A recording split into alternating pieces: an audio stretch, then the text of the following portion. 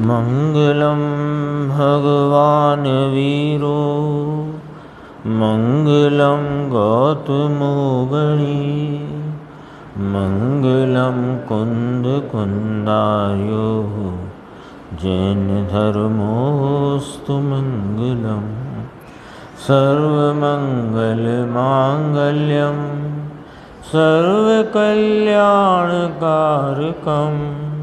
प्रधानं सर्वधर्माणां जैनं जयतु शासनम्।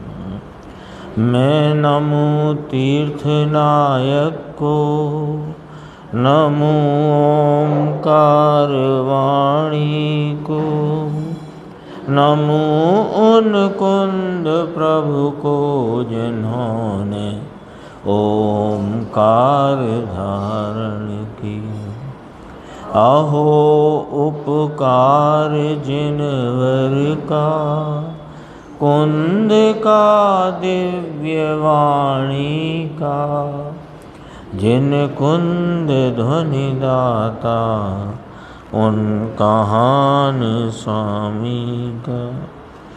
चिदानंद एक रूपाए जिनाए परमात्मने, परमात्म प्रकाशाए नित्यं सिद्धात्मने नमः।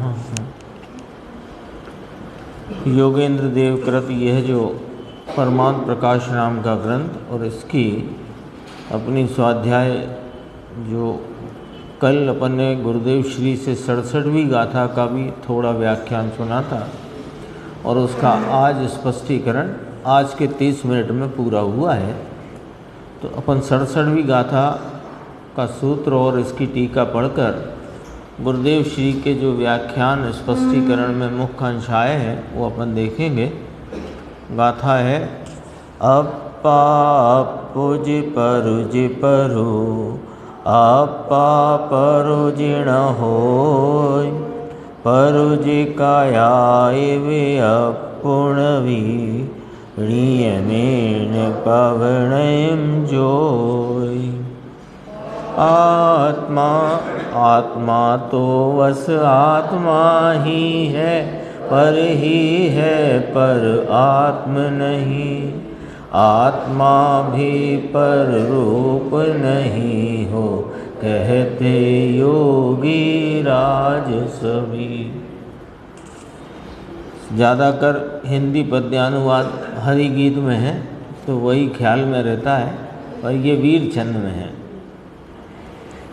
उत्थानी का है इस प्रकार कर्म की शक्ति के स्वरूप के कहने की मुख्यता से 8वें स्थल में 8 दोहे कहे।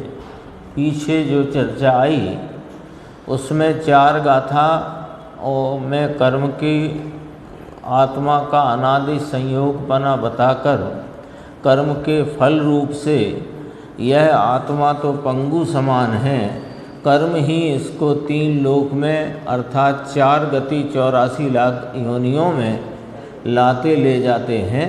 इस प्रकार से चर्चा अब तक आई। अब यहाँ से बात यानी विषय यहाँ से थोड़ा बदलता है।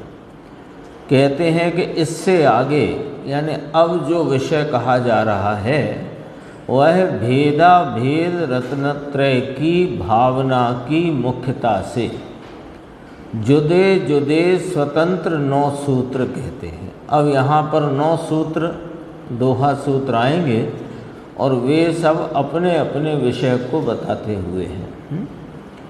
इसमें एक शब्द लिया भेदा भेद रत्नत्रय की भावना, उसकी मुख्यता रख कर के ये दोहा सूत्र कहे गए हैं।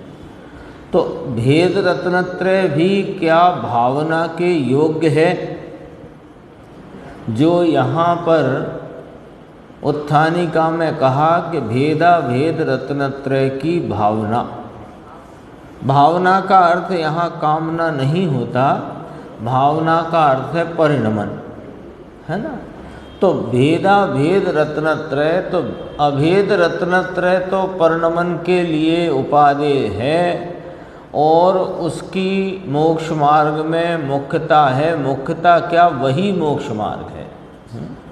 और जो भेद रत्नत्रय है, यानी स्वरूप की पहचान, उसका संचेतन, स्वरूप की प्रतीति और उसकी रमणता रूपी जो मोक्ष मार्ग है, वह अभेद रत्नत्रय है। और उसके साथ जो अभी शेष राग है, उसमें जो दया दान व्रत भक्ति के भूमिका अनुसार, यानी बढ़ती हुई वीतरागता में घटते हुए राग की जो स्थिति है, उसमें अनुकूल होने से, सहचर होने से रागादि परिणाम को भेद रत्नत्रय कहने में आया है। तो उस अपेक्षा से होते हैं, इस अपेक्षा से उसको परिणमन में गिना तो भावना कहने में आया है। देखो अन्वयार्थ देखते हैं, यानी सीधी सच्ची दो टूक बात है इस गाथा में कि निज वस्तु आत्मा ही है, देहादि पदार्थ पर ही हैं। आत्मा तो पर द्रव्य नहीं होता और पर द्रव्य भी कभी आत्मा नहीं होता। लो, बात गजब की है, सीधी सच्ची है। निज वस्तु कौन है और पर वस्तु कौन है, यहाँ से बात प्रारंभ हुई। निज वस्तु माने अपना ज्ञाता दृष्टा त्रिकाल आनंद स्वरूप जो ध्रुव स्वभाव है, जो एक रूप भाव है, वह निज वस्तु है, वह आत्मा है। एक बात। और देहादि पदार्थ पर है, तो पर पदार्थ में कौन आया कि देहादि, देह नाम नौ कर्म, देह आदि आया, तो देह में नौ कर्म, द्रव्य कर्म और भाव कर्म, ये सब पर पदार्थ हैं। दो हिस्से हो गए, दो हिस्से हो गए ना। एक तो यह अपना ज्ञाता दृष्टा चैतन्य स्वभावी ध्रुव परमात्म तत्व, यह निज द्रव्य, यह आत्मा, यह स्वयं। और देहादि पर पदार्थ, यानी जो संयोग में रही देह, द्रव्य कर्म, तो इसमें नौ कर्म ले लो, सभी नौ कर्म, द्रव्य कर्म ज्ञानावरणादि, और परिणति में होते राग द्वेष मिथ्यात्व आदि के जो भाव, मोह राग द्वेष के भाव, वे सब पर पदार्थ हैं। होता है ना जमाना में, खाते में कितने कॉलम? दो ही होते हैं ना, 3 4 5 तो नहीं होते। ये थोड़ा थोड़ा अपना, थोड़ा थोड़ा दूसरे का, ऐसा तो नहीं है ना, है ना। मान लो आपके सुबह से, मान लो सुबह सुबह 1,31,000 की नामे की कलम है, तो एक काम करो, थोड़ी नामे में लिखो, इसको थोड़ी जमा में कर दो।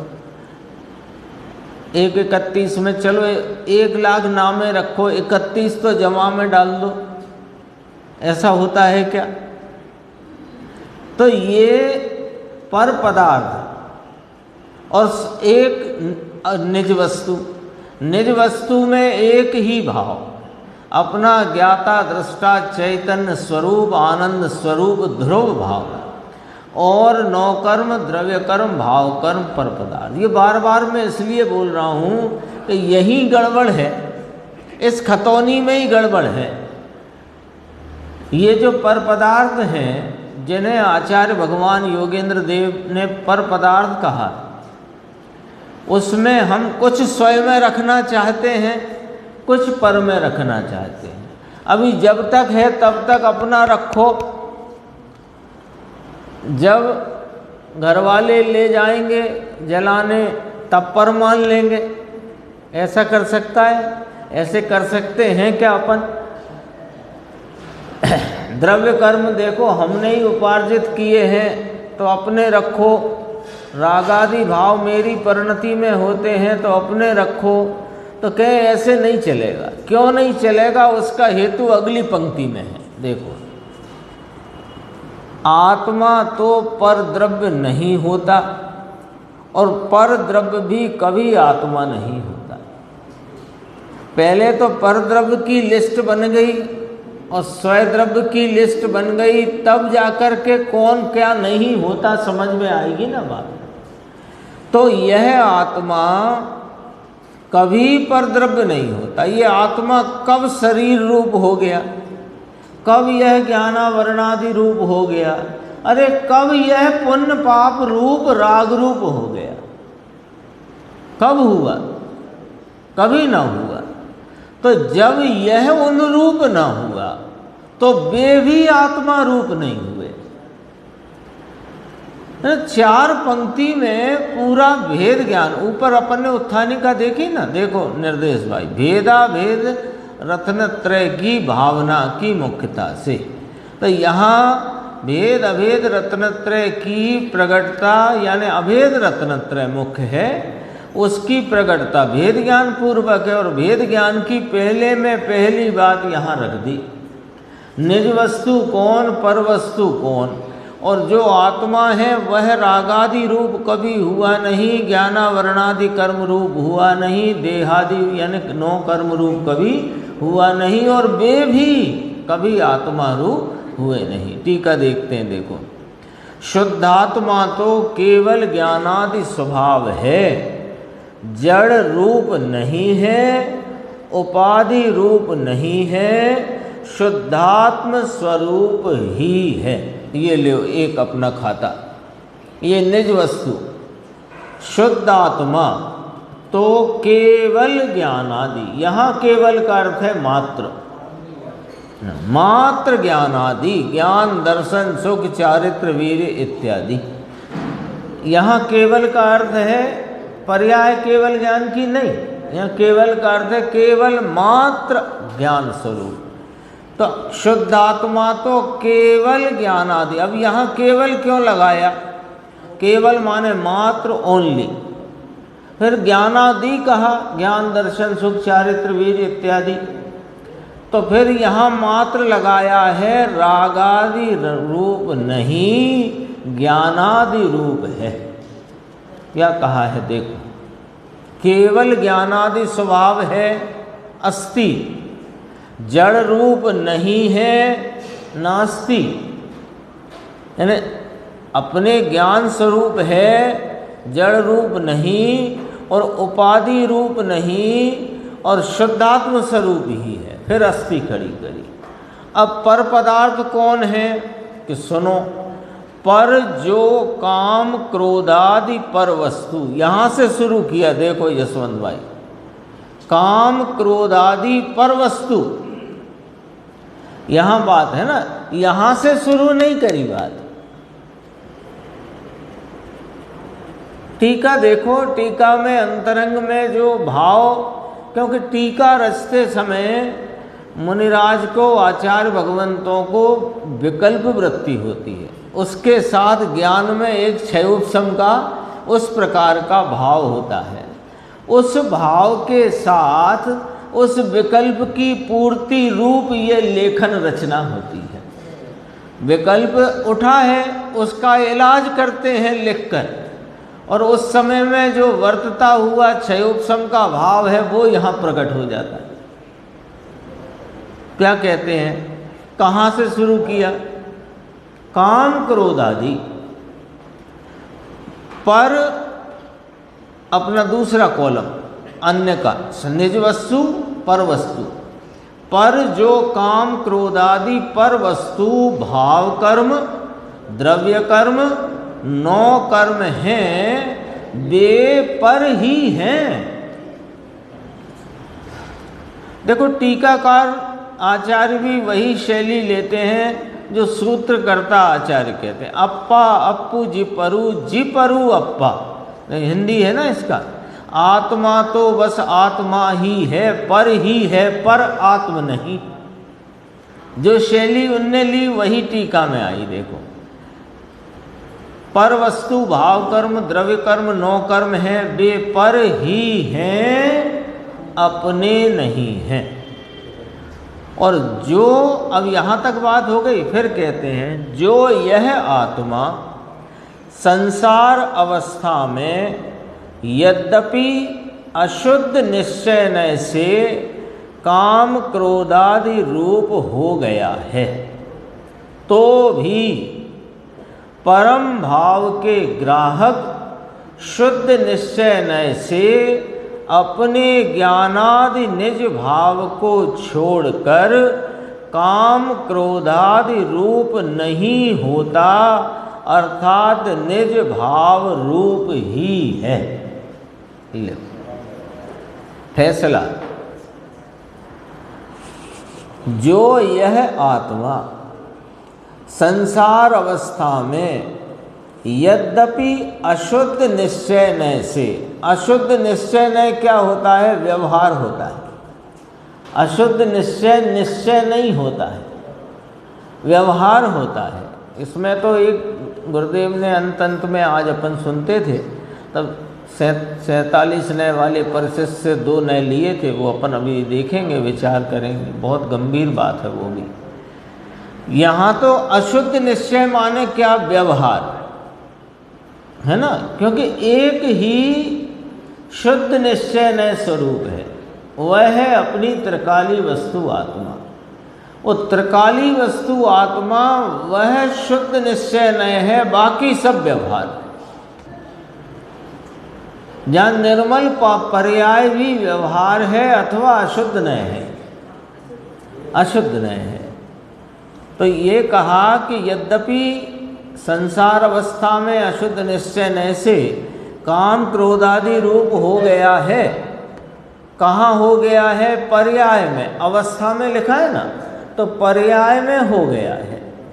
तो भी परम भाव के ग्राहक, ग्राहक का अर्थ है कि परम भाव को ग्रहण करने वाला, जो ज्ञान का अंश, जो शुद्ध निश्चय रूप ज्ञान का अंश, यानी कि शुद्ध निश्चय नय के विषय को ग्रहण करने वाला परम शुद्ध निश्चय है या शुद्ध निश्चय है, अपने ज्ञानादि निज भाव को छोड़कर, यानी यह आत्मा शुद्ध निश्चय नय से तो इसने अपने ज्ञानादि स्वभाव को कभी छोड़ा नहीं है, और काम क्रोधादि रूप, पुण्य पाप रूप, शुभ अशुभ भाव रूप, मिथ्यात्व रूप, मोह रूप कभी हुआ ही नहीं है, अर्थात निज भाव रूप ही है।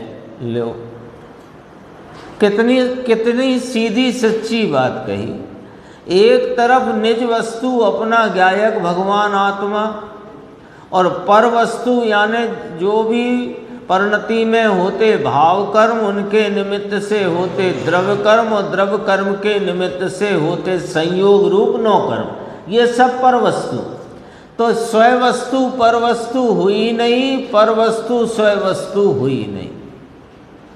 क्यों ना हुई?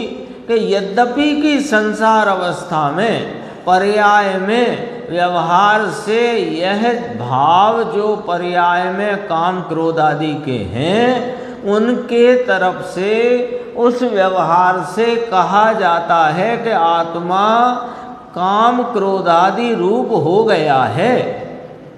लेकिन यथार्थ नय से, वास्तविक स्वरूप से, असलियत से देखो तो यह आत्मा कभी पुण्य पाप मोह मिथ्यात्व रूप हुआ ही नहीं है। अब बोलो ये खुशखबरी है कि नहीं? खुशखबरी है कि नहीं?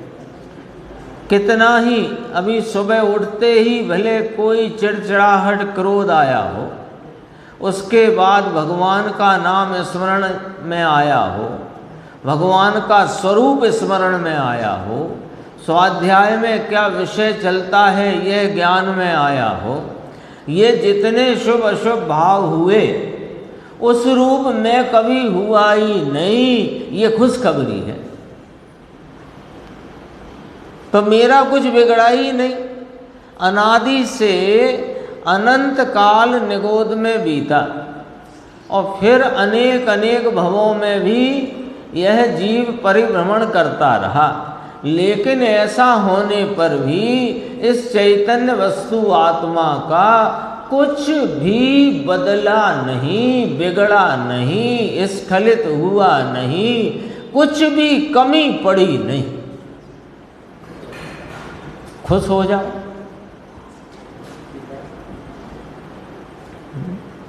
जब पूरा है तो पूरे को पकड़ो।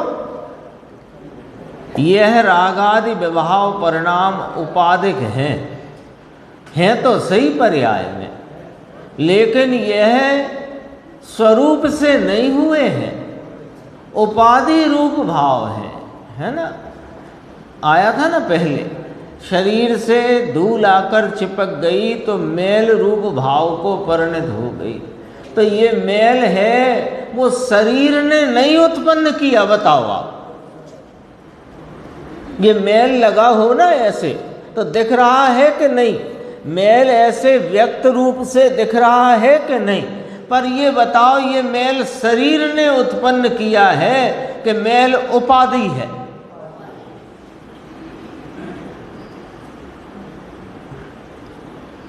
शरीर से कभी सुबह नहा लिया एकदम स्नान करके, तो फिर उसके बाद फिर मेले हो गए, तो वो जो बाद में मेले हुए काय से हुए? वो मेले दिख रहे हैं ना, इसलिए मेले हो गए, ऐसा व्यवहार से कहें तो किसने किया मेला? शरीर ने तो नहीं किया। इतनी तो बात ख्याल में आती है ना।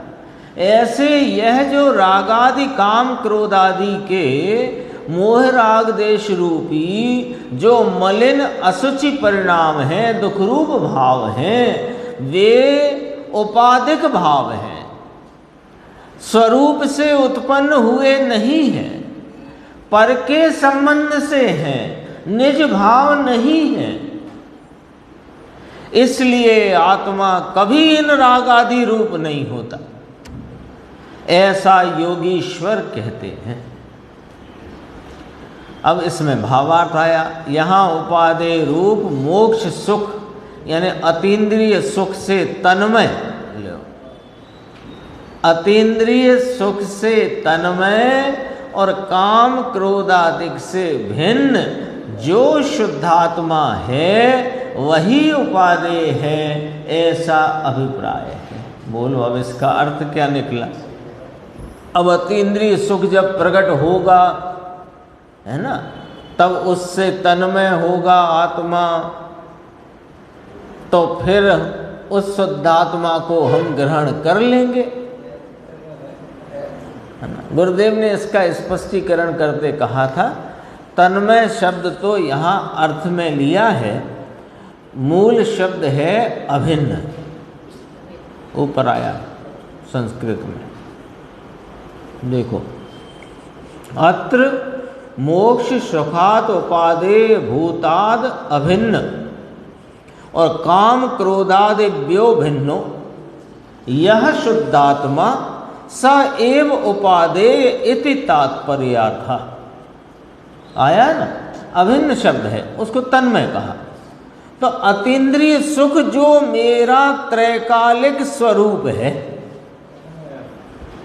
बोलो ये आत्मा है, ज्ञान स्वरूपी है, ये ज्ञान स्वरूपी आत्मा वो अतीन्द्रिय सुख रूप है कि दुख रूप है? विचार करके बताओ भैया।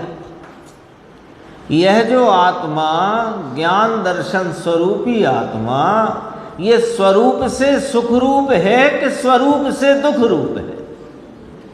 तो अपने सुख रूप से तन्मय रहेगी वस्तु के उपाधि भाव से तन्मय रहेगी वस्तु? लॉजिक है सब, कोई ऐसे ही बात नहीं चलती है। एक बात भी ऐसे ही नहीं चलती, यानी कि थोप दे जाने वाली एक भी बात नहीं। तसल्ली से विचार करके निर्णय करो, और निर्णय नहीं हो तब तक निर्णय का अभ्यास करो, और कोई काम नहीं है। यह यहाँ उपादेय रूप मोक्ष सुख अतीन्द्रिय सुख से तन्मय और काम क्रोधादिक से भिन्न जो शुद्ध आत्मा है वही उपादेय है, ऐसा अभिप्राय है।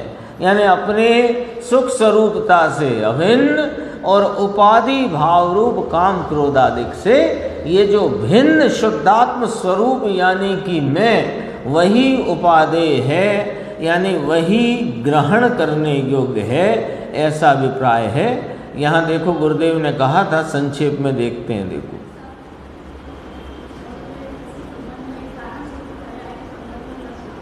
तो ये विषय हो जाए, फिर अपन करते हैं, ये विषय पूरा हो जाए। वो अभी उसकी चर्चा करेंगे ना, कारण शुद्ध पर्याय की अभी करेंगे। देखो यहाँ कहते हैं भेदा भेद रत्न, बोल्ड के बाद देखना तीसरी लाइन से, भेदा भेद रत्नत्रय की भावना है तो अभेद रत्नत्रय की भावना, परंतु साथ में राग है उसे आरोपित करके उसकी आराधना भावना की मुख्यता से कहा जाता है। भेद रत्नत्रय तो राग है, परंतु यहाँ निश्चय का अभेद रत्नत्रय जो है उसके साथ ऐसा राग है, इसलिए उसे सहचर गिनकर आराधना का आरोप दिया है। वास्तव में उसकी आराधना नहीं है। समझ में आया? ये अपन ने पढ़ा उसी की टीका के ठीक बात जहाँ से कल शुरू हुआ था। आज के विषय में अपन देखते हैं जो आज चला था।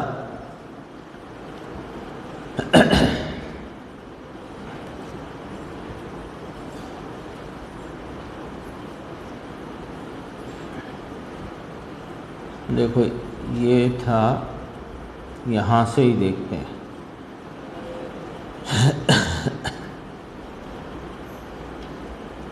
देखो ये गुरुदेव के समक्ष कोई व्यक्ति आया था, उस सुन के चला गया 2-4 दिन, फिर उसने कहा कि मुझे तो कुछ समझ में नहीं आया। हाँ, दिव्य ध्वनि जैसा लगता था मुझे, तो जैसे दिव्य ध्वनि खिल रही है, मुझे कुछ समझ में नहीं। फिर उसने गुरुदेव को लिखा, वो मैं पढ़ता हूँ थोड़ा, कि प्रभु तू अनादि से अनजाना रहा, शुद्ध चैतन्य वस्तु है वह अनादि से अनजानी रही, और शुभ अशुभ भाव के जान पने का परिचय किया।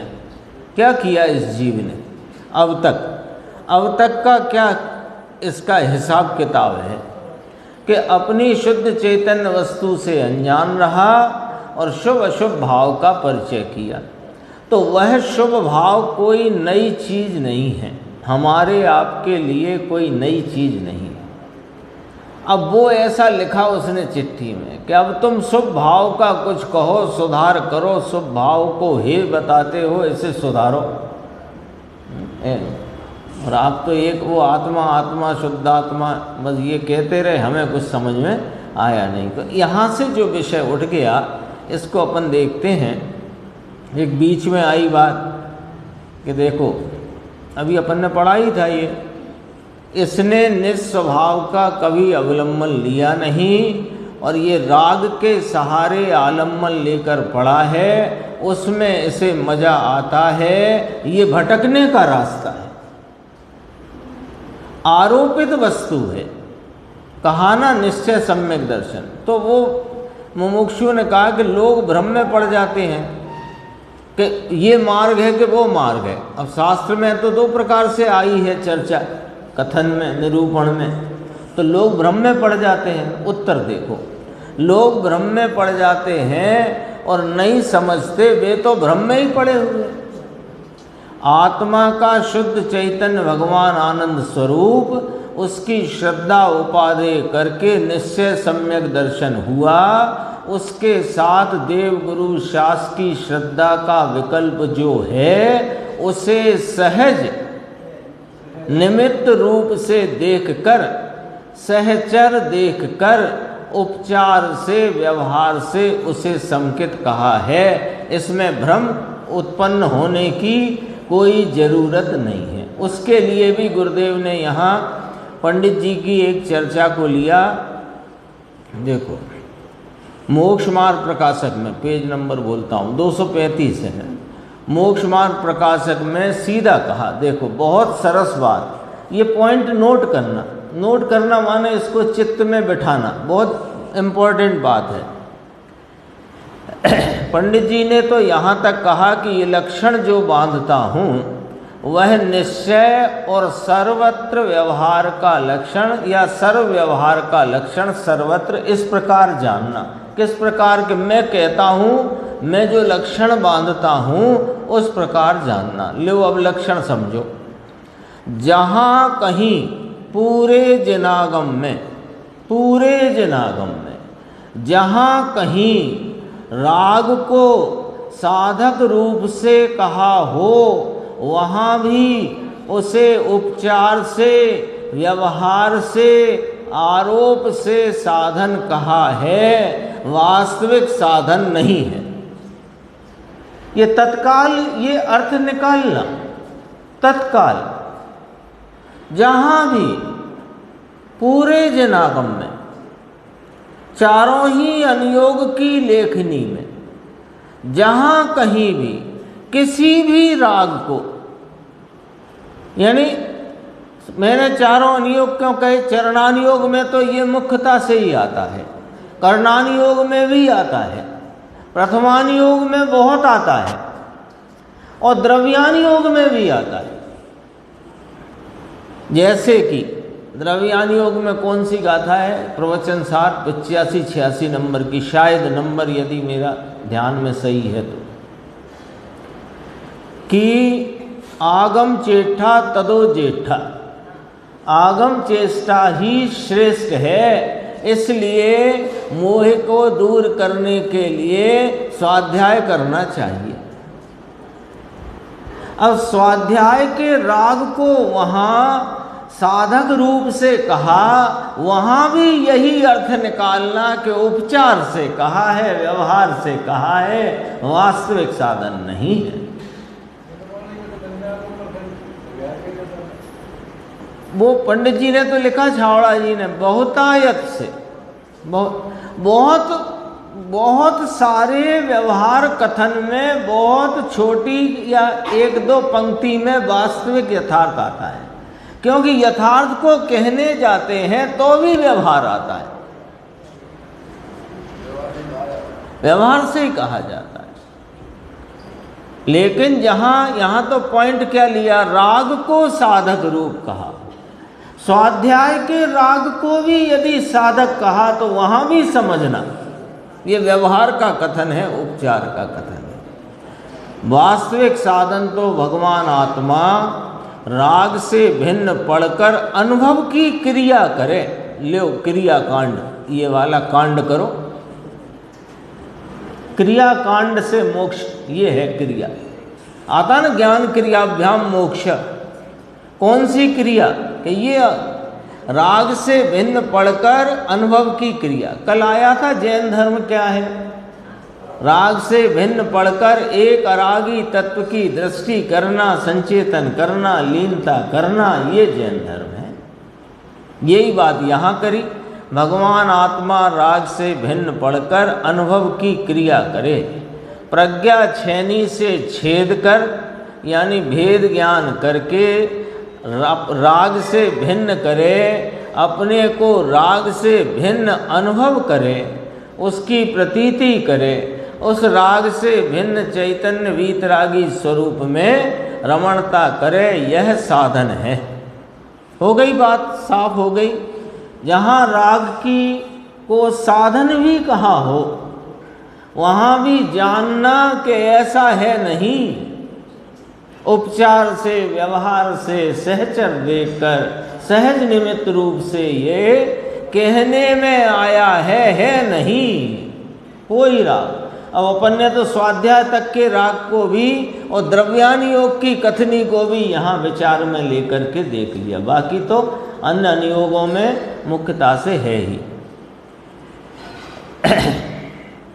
एक ये चर्चा आई थी, काल लहे बिणु जोइया, 235 पेज में बोल्ड अक्षर है ना, इसमें संक्षेप में देखो। एक इंद्री से विकलत्रय दुर्लभ है, विकलत्रय से पंचेंद्री, पंचेंद्री से सैनी पर्याप्तक, उससे मनुष्य होना कठिन है, मनुष्य हो तो आर्य क्षेत्र, आर्य क्षेत्र में उत्तम कुल और उत्तम कुल प्राप्त करके शुद्धात्मा का उपदेश आदि मिलना दुर्लभ से दुर्लभ है। बोलो, अब अपनी स्थिति का विचार करो, यानी अपनी अभी वर्तमान स्थिति है ना, इसका विचार अपन थोड़ा भूतकाल से और थोड़ा भविष्य काल से, दोनों प्रकार से करो कि कोई भवों भवों का पुण्य उदय में आया है, तब यह एक इंद्रिय से निकलकर त्रस में आना दुर्लभ लई जो चिंतामणि। फिर सीधी बात करी पंचेंद्री, पंचेंद्री में सैनी पर्याप्तक, उसमें भी मनुष्य, मनुष्य में भी आर्य क्षेत्र, आर्य क्षेत्र में उत्तम कुल और उत्तम कुल में शुद्धात्मा का ये उपदेश। ये पूर्व का भवों भवों का पुण्य उदय में आया है, मेरु समान पुण्य ये उदय रूप हुआ है। और भविष्य की तरफ से देखो तो कोई होनहार भव्यता की योग्यता सामने है, तब ये बात सुनने मिली है, और समझ में आ जाए तो उसकी भव्यता को कौन चैलेंज करेगा। देखो यहाँ पर कहा कि दुर्लभ सामग्री मिलने पर भी जैन शास्त्रोक्त मार्ग से मिथ्यात्वादी के दूर हो जाने से, अगला पेज आया 236, आत्मस्वरूप की प्राप्ति होते हुए जैसा जैसा मोह क्षीण होता जाता है वैसा वैसा शुद्धात्मा ही उपादेय है, ऐसा रुचि रूप सम्यक्त होता है। ये इस प्रकार की चर्चा आगे आने वाली है 85 गाथा में, उसको यहाँ याद किया। देखो कितना दुर्लभ है, इसे भूल मत जाना भाई। अभी तो दुर्लभता बताई ना, अब जरा समझना बात को। यहाँ गुरुदेव श्री अपने को क्या क्या यहाँ पर अपने को करुणा करके उपदेश देते हैं, निर्देश देते हैं, समझना मुकेश भाई। देखो क्या गजब की बात है, कितना दुर्लभ है, अरे से भूल मत जाओ भाई। बाहर के रस के प्रेम में काल चला जाएगा तो वह तो जो अनंत काल किया है उसमें का ही है। बाहर के रस के प्रेम में, यानी कि खाना कमाना भोगना वो तो बाहर का रस है ही, लेकिन यह प्रशस्त निमित्तों के रस के प्रेम में काल जो चला जाएगा तो वह तो वही का वही भाव कार्य तेरा है जो तूने अनंत काल से किया है। अनंत काल में नहीं किया क्या? पूजा व्रत भक्ति दया दान नहीं किए क्या? ये तो वही का वही है। भगवान अनंत आनंद का नाथ प्रभु है ना, आनंद की निधि है, ज्ञान की निधि है, श्रद्धा की निधि है, शांति की निधि है। कहाँ? ये बैठा है ना अपना वह कारण तत्व। कैसा? आनंद की निधि रूप, ज्ञान की निधि रूप, श्रद्धा की निधि रूप, शांति की निधि रूप, ईश्वर शक्तियों की वह निधि है। ईश्वर माने अपने प्रभुता की शक्तियाँ, अपने प्रभुत्व पने से भरपूर यह निधि है।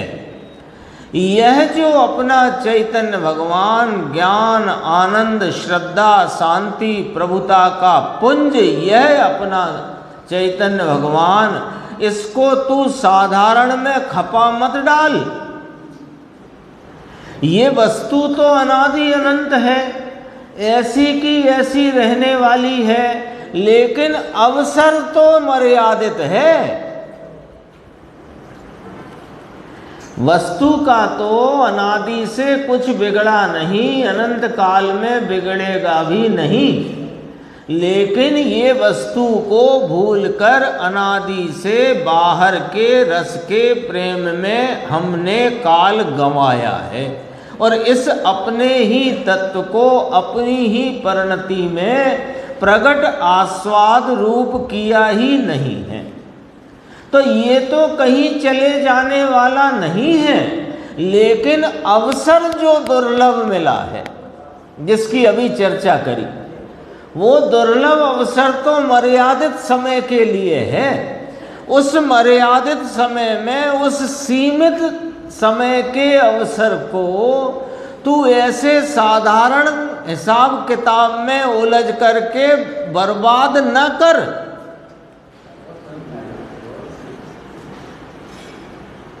ये कर लूँ, ये कर लूँ, ये कर लूँ, ये कर लूँ, थोड़ा ऐसा, लोग क्या कहेंगे, लोग क्या कहेंगे, लोग क्या कहेंगे।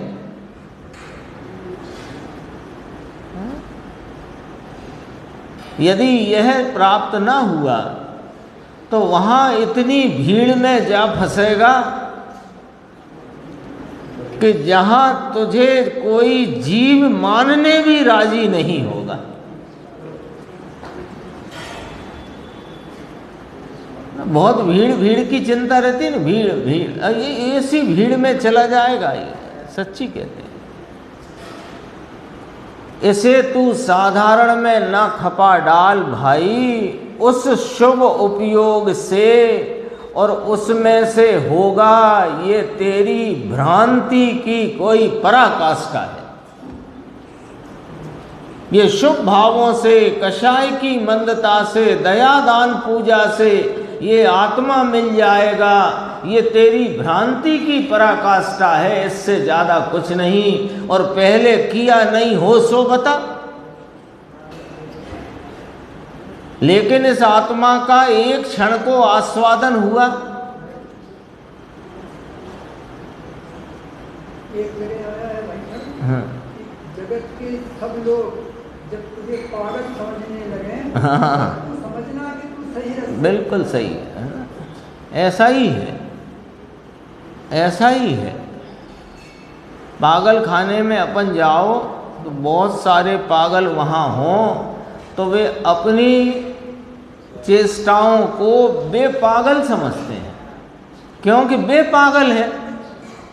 ऐसे ही जगत पगला गया है, और जब यह जीव जगत की लाइन पे चलेगा तो पागलपन में चलेगा, लेकिन जगत की लाइन से हटकर अपने चैतन्य स्वरूप की लाइन में आता है तो दुनिया इसे पागल कहती ऐसा ही है। भाई साहब कह रहे वही बात है। देखो भाई, शुभ उपयोग से कुछ हो जाएगा, कुछ मिल जाएगा, ये बहुत बड़ी भ्रांति। कुछ नहीं मिलेगा। क्यों नहीं मिलेगा? उसकी कोई आपके पास न्याय युक्ति है कि हाँ है ना? ये स्वभाव से विरुद्ध उपाधिक भाव है, तो स्वभाव से विरुद्ध भाव से स्वभाव का क्या होगा? देखो गुरुदेव ने फरमाया स्वभाव से विरुद्ध भाव है, विरुद्ध भाव से स्वभाव भाव होगा क्या? तो एक मुमुक्षु ने कहा अशुभ से तो बचेगा ना। ये समझ लो भैया सब लोग, ये अपने सबको चक्कर चल रहा है यही वाला। चलो ठीक है, हम मान रहे हैं धर्म नहीं होता, नहीं होगा सम्यक दर्शन ज्ञान चारित्र, नहीं मिलेगा मोक्ष मार्ग का वो सिरा, कोई बात नहीं, लेकिन अशुभ से तो बच जाएगा ना। तो सुनो, अशुभ से कौन बचता है? ये बचता है वह कौन कि जो समकिति हो वह बचता है। जिसे शुद्ध चैतन्य का भान हुआ है उसे शुभ राग में अशुभ से बचना होता है। मिथ्या दृष्टि को तो पूरी दृष्टि ही वहां पड़ी है। कहाँ? शुभ राग में धर्म मानने के मिथ्यात्व रूपी पाप पर। बात सुनी चंद्रेश भाई? दोबारा बोलेंगे। मिथ्या दृष्टि की दृष्टि तो कहाँ पड़ी है कि शुभ राग में, शुभ उपयोग में, मंद कषाय में धर्म मानने के मिथ्यात्व भाव पर ही दृष्टि पड़ी। तो मिथ्यात्व पाप है कि पुण्य है? तो जिसकी पाप पर दृष्टि पड़ी है वो अशुभ से कैसे बचेगा? बोलो। भगवान ऐसा तेरा स्वरूप है, उसे पामरता में ना डाल, उसमें तुझे नुकसान है। दुनिया प्रसन्न होगी और तू प्रसन्न होगा। ये सारा कार्यक्रम इसी आधार पर चल रहा है। शुभ भाव, शुभ उपयोग में धर्म मानने का, मनवाने का कार्यक्रम इस आधार पर है कि दुनिया प्रसन्न होती है, दुनिया राजी होती है। चार लोग कहते हैं बड़े धर्मात्मा हैं, अपने को भी चूंकि उसी में धर्म माना है तो अपने को भी धर्मात्मा ही महसूस करता है। देखो, शुभ भाव होता है ना, शुभ भाव होता है भाई। शुभ भाव तो निगोद में भी अनंत बार किया है, निगोद में भी शुभ भाव अनंत बार किया। वह कोई नई चीज नहीं है। भगवान शुभ भाव से पीछे विराजमान है, शुभ भाव के पीछे विराजमान है। ये शुभ भाव से भिन्न कहते आप पीछे क्यों कह रहे हैं? कि पीछे कह के भी तो भिन्न ही कह रहे हैं। शुभ भाव से भिन्न यह त्रिकाली अपना शुद्ध परमात्म तत्व विराजमान है, जो कल विषय चला कारण शुद्ध पर्याय का। तो ये जो विद्यमान है, विराजमान है, उस शुभ भाव के पीछे है कि हाँ, तुम शुभ भाव पर तुम्हारी जो दृष्टि पड़ी है, तुमने जो शुभ भाव को विषय बना रखा है, उस शुभ भाव को अपने वर्तमान उपयोग में गौण कर दो तो कौन दिखने लग जाता है कि यह चैतन्य परमात्मा। शुभ भाव के कहाँ गया? हाँ, शुभ भाव से पीछे ये यहाँ कहा महाप्रभु स्थित है ना, वह स्वयं कभी शुभ राग रूप हुआ ही नहीं है। और एक चर्चा बस ये अंतिम थोड़ी सी देखते हैं, संक्षेप में ही है। देखो, शुद्ध निश्चय वह वस्तु। अब निश्चय व्यवहार का हिसाब किताब, या शुद्ध निश्चय या अशुद्ध निश्चय समझना जरा। शुद्ध निश्चय वह वस्तु, वस्तु को शुद्ध निश्चय कहा। परम शुद्ध निश्चय कहो, शुद्ध निश्चय कहो, आत्म वस्तु कहो, ये त्रिकाल। और पर्याय में अशुद्धता, ये अशुद्ध निश्चय नहीं। तो फिर कहते हैं अरे शुद्धता हो तो भी इसे अशुद्ध नय कहते हैं। निर्मल पर्याय जो परिणति में है उसे भी अशुद्ध ने कहा। ये कौन सा न्याय है कि सुनो, पर्याय में शुद्धता और अशुद्धता है ना। तो प्रवचन सार 46वां 47 नय है ना परिशिष्ट में, उसमें दो अंतिम नय 46 47 कि मिट्टी को उसके बर्तन वाली दशा से देखना वह अशुद्ध नय है ना। उसमें लिया मिट्टी को राम पात्र आदि, घड़ा झारी राम पात्र आदि से देखना ये अशुद्ध नय है। और मिट्टी को मिट्टी रूप देखना ये शुद्ध नय है।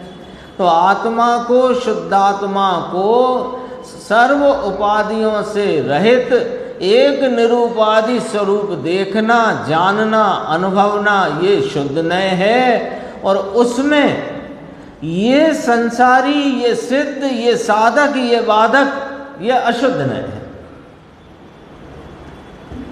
मिट्टी को मिट्टी रूप से अकेली देखना वह शुद्ध है।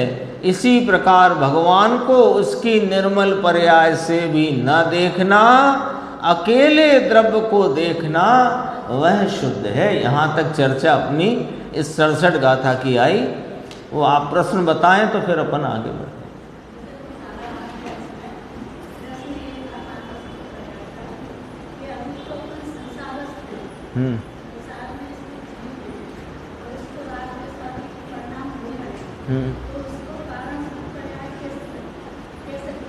कारण शुद्ध पर्याय वर्तमान पर्याय से निरपेक्ष उत्पाद व बिना की परम पारणामिक भाव से तन्मय रहने वाली एक प्रवाही पने में वर्तता हुआ जो उत्पाद व बिना का भाव है वह कारण शुद्ध पर्याय है। अब संसार अवस्था हो कि सिद्ध अवस्था हो, कोई अवस्था हो, अवस्था का यहाँ काम ही नहीं। अवस्था माने उत्पाद व्यय, उत्पाद व्यय से रहित है ये। आपने देख लो, कल आई थी चर्चा इसमें, बल्कि आपका जो प्रश्न है उसका जवाब इसमें भी आ गया है, जो अभी अपन 67 गाथा पढ़ते थे। देखो इसमें से ही देख लो पहले, फिर उधर भी चलेंगे।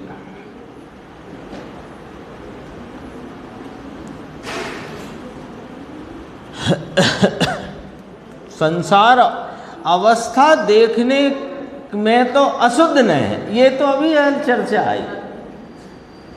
अरे निर्मल पर्याय से भी आत्मा को देखना अशुद्ध न है, वो दृष्टि का विषय नहीं, वो वास्तव में आलम्बन का विषय नहीं, वो अहम करने का विषय नहीं, वो आस्वादने का विषय नहीं। आस्वादन भले परिणति का है, पर उसे विषय करके आस्वादन है, वो विकल्प का होता है। देखो यहाँ क्या बात आई थी, 229 पेज से अपना इसका देखो। ये रागादि विभाव परिणाम, ये ऊपर ही देख लो। जो यह आत्मा संसार अवस्था में, यही प्रश्न था ना आपका, संसार अवस्था में यद्यपि अशुद्ध निश्चय न से काम क्रोध आदि रूप हो गया है, ऐसा कहने में आया व्यवहार न से। अशुद्ध निश्चय माने व्यवहार, व्यवहार माने है नहीं माने झूठा। तो संसार अवस्था में यह काम क्रोधादि रूप हो गया है, ऐसा कहने में आता है, तो भी यह अपने ज्ञानादि निज भाव को छोड़कर काम क्रोधादि रूप नहीं होता। तो नहीं होता तो कैसा रहता है? अब वहीं आ जाओ। यदि ये काम क्रोधादि रूप पर्याय में वर्तता होने पर भी यह आत्मा उन भाव रूप होता नहीं, बेभाव आत्मा रूप होते नहीं, तो फिर आत्मा किस रूप रहता है? कि वह तो अपने शुद्ध चैतन्य के त्रैकालिक ध्रुव प्रवाह रूप से वह एक वर्तमान, प्रत्येक वर्तमान में पर्याय प्रति पर्याय में एक रूपता से, एक ही प्रवाही पने से चला आया है। ये देखो इसमें आ जाते हैं हम अपन। यह कारण शुद्ध पर्याय वर्तमान रूप है। यदि यह वर्तमान रूप ना हो तो वर्तमान कार्य भी शुद्ध नहीं हो सकता। अब ये बात किसको कही जा रही है? जिसके अशुद्धता कार्य में है उससे ही तो कह रहे हैं कि शुद्ध नहीं हो सकता। जिसके शुद्ध हो गया है उससे थोड़ी कहेंगे कि शुद्ध नहीं हो सकता, कि शुद्ध हो सकता है ना? जिस प्रकार शुद्ध कार्य वर्तमान में होता है तो उसी प्रकार उसका शुद्ध कारण भी वर्तमान में ही वर्तता है।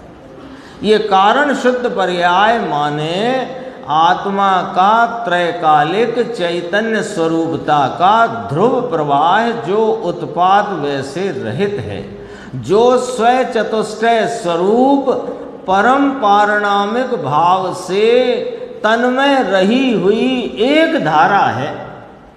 यहाँ क्या है? इसे पर्याय कह करके प्रवाहीपना बताया। और प्रवाहीपना क्यों बताया? कि मैं त्रिकाली हूँ, मैं त्रिकाली हूँ, मैं त्रिकाली हूँ। अब पर्याय तो जो इसे लक्ष्य करेगी वो तीन काल में पसर के करेगी कि वर्तमान में करेगी। तो वर्तमान में करने के लिए विषय भी वर्तमान में ही चाहिए ना। तो है वर्तमान में कारण भाव। यदि वो वर्तमान में रहे कारण भाव को जो पर्याय आलम्बन करती है, वो पर्याय कार्य शुद्ध रूप से परिणत हो जाती है। इस प्रकार कारण शुद्ध पर्याय अपने स्वचतुष्टय रूप वैभव सहित वर्तमान में वर्तती है। वह कभी उत्पाद व रूप नहीं है। संसार अवस्था कहाँ कहाँ देखी आपने? अपन ने चर्चा में, विचार में प्रश्न उठा कि संसार अवस्था में जीव तो संसार अवस्था कहाँ देखी आपने? पर्याय में देखी कि ध्रुवता में देखी? तो पर्याय तो उत्पाद व्यय वाली होती है ना, तो उत्पाद व्यय से तो ये रहित है, उत्पाद व्यय रूप है ही नहीं, ये तो ध्रुव परिणति रूप है। उत्पाद रूप से उसका अनुभव नहीं है। उसका उत्पाद रूप अनुभव हो तब तो फिर कब होएगा कि जब केवल ज्ञान प्रकट होगा तब होगा, तो केवल ज्ञान उत्पाद रूप है। हाँ, ये समय सार में जो त्रिकाली ज्ञायक ज्ञान स्वभावी शुद्ध परिपूर्ण जो दृष्टि का विषय पूरे समय सार में गूंज रहा है, वही नियम सार में कारण कार्य की शैली द्वारा यहाँ पर प्रतिपादित किया गया। और कारण शुद्ध तत्व की जब बात उठाई तो वो कारण तत्व भी वर्तमान में होना चाहिए, ऐसा रखकर ऐसी बात की मुख्यता में कारण शुद्ध पर्याय यहाँ पर टीकाकार मुनिराज पद्म प्रमलधारी देव ने इस बात को यहाँ रखा। मूल गाथा तो स्वभाव पर्याय विभाव पर्याय की बात है, और स्वभाव पर्याय के दो भेद किए, कारण शुद्ध पर्याय और कार्य शुद्ध पर्याय। फिर उसमें कारण शुद्ध पर्याय की व्याख्या करेंगे अपन। इसका एक आध प्रश्न उत्तर भी देखते हैं तो और ये विषय अपना खिल जाएगा।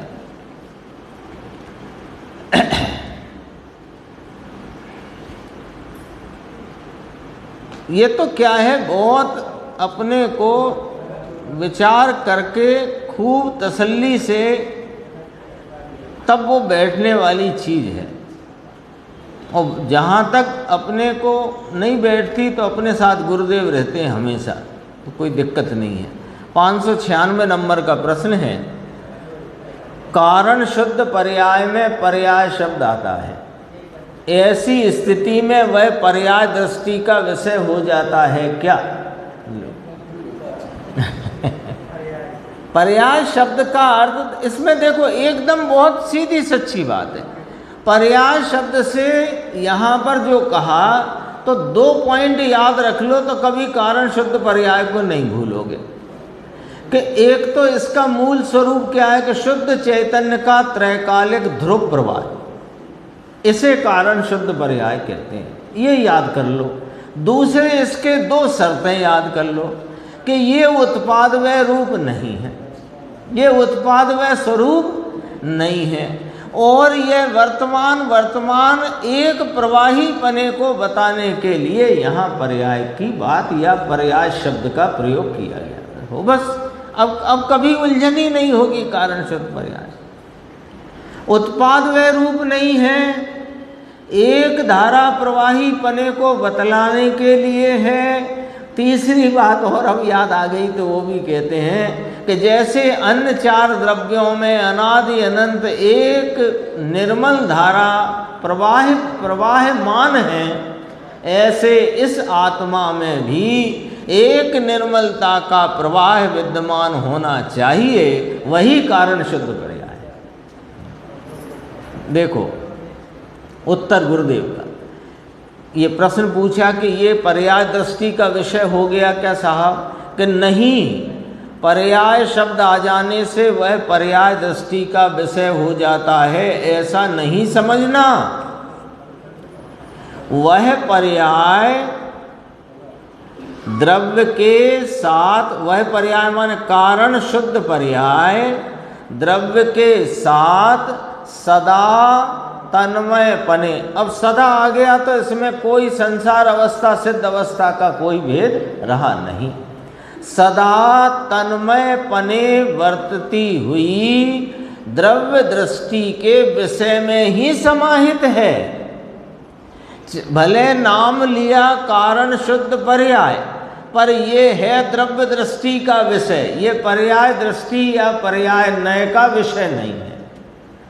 त्रिकाली समूचे द्रव्य का एक वर्तमान भेद होने से, ये शब्द बड़ा गजब का उत्तर में आया है।